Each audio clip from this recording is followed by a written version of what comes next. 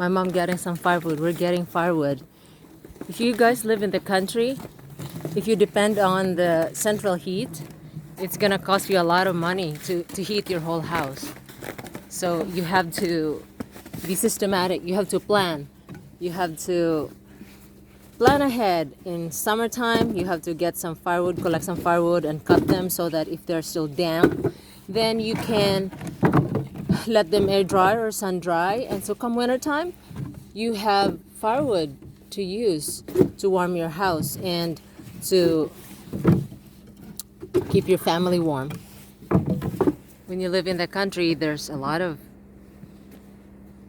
trees. Assuming you move to a place where there's enough land and trees where you can get your firewood. And we are blessed to be near a sawmill. We every year or every other year we buy a couple bundles of slab wood.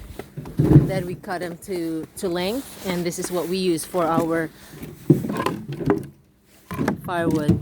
And on top of that, we have some trees that are just down in the woods, and we go to those places and we just cut them into smaller logs, and that's what we use for our firewood.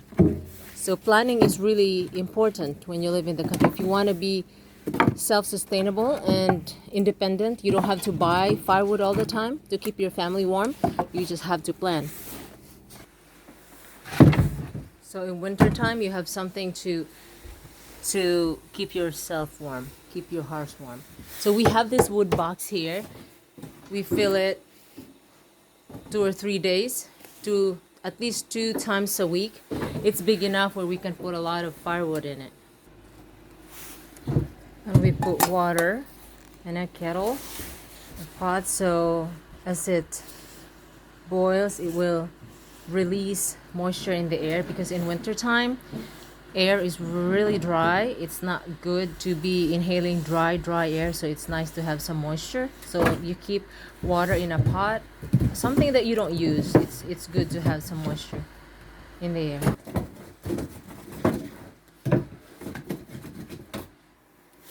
And beside the wood stove, we also have this clothes rack here for when we have some snow clothes that get wet, or even just your regular clothes that you just wash. You can put it beside the wood stove and it will help dry out so quick and fast, and also it'll add moisture to the air too. So it's like, don't waste the air, don't waste the heat beside the wood stove. So it's called, being practical. Just use whatever you have, and of course you have to think these details.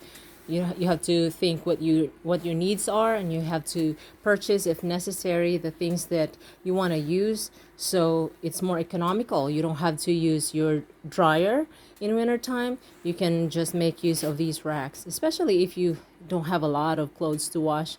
You can either hand wash, or you can use your regular clothes washer, and then you can just dry near the wood stove. So it's double purpose, right? Here's my dad.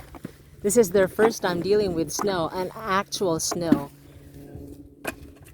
They came from the Philippines. Of course, Philippines is a tropical country.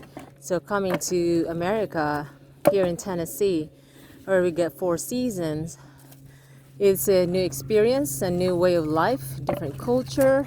But so far they're adjusting well and adapting well to our way of life here. They're used to living practically, and I grew up starting and cooking an open fire and whatnot. So starting fire in a wood stove is nothing new to them. But it's cold. It's cold here. You can see, so we have to haul our firewood. And here my mom, and that's life. And they enjoy the physical activity. Like my mom, she does not sweat easily, so hauling firewood is her physical exercise, and she likes it. It's one of her physical exercise. It's not your typical exercise, because you just exercise. She will have to exert the pushing and the pulling, so she likes it. So far so good. I think they're keepers. So they're a keeper. I mean, that's the thing too. If you live in the country where there's 4 seasons, you cannot just sit idle. You have to plan. Winter's coming, so you have to prepare your firewood like many months ahead of time. If you don't have firewood readily available in the woods, then you just have to go somewhere where you can find or buy logs, and then you need to have your own chainsaw so you can cut your firewood. There's a lot of work in the country, but it's very doable. If these people from the Philippines here can do these things, you too can. You just have to learn and practice and adopt to this kind of way of life. It's not hard. You just have to embrace the change. You just have to embrace the simplicity of life, the practical side of it, and not only that, it's economical. You don't have to heat your house using electricity. And there's free firewood. God provided us the wood. Then we just have to put our hands on it and cut them to size, to length. And that's what we need to do.